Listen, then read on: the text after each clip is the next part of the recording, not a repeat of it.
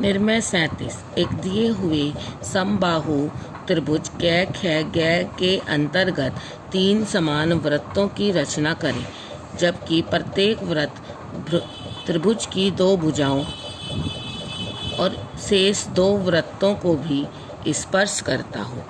Question important है, इसको करेंगे कैसे। सबसे पहले एक समबाहु त्रिभुज जिसकी तीनों भुजाएं समान हो, एक ऐसा समबाहु त्रिभुज बना ले।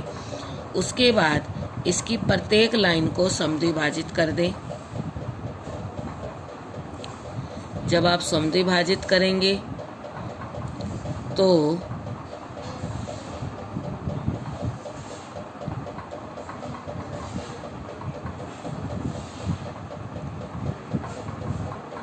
ये बीच में यहाँ पर पै बिंदु पर आकर कटेगा।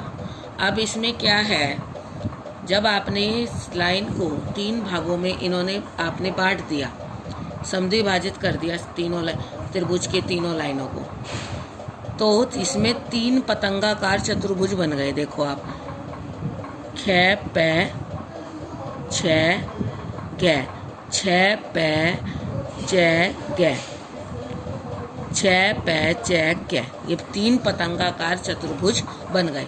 इससे पहला क्वेश्चन आपने सीखा था, एक पतंगाकार चतुर्भुज के अंतर्गत आप कैसे वृत्त को बनाएंगे।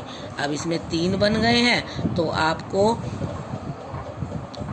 पहले इस विधि से ही पहले एक में बनाना है, इसी विधि से फिर दूसरा बनाना है, इसी विधि से फिर इसमें तीसरा बनाना है।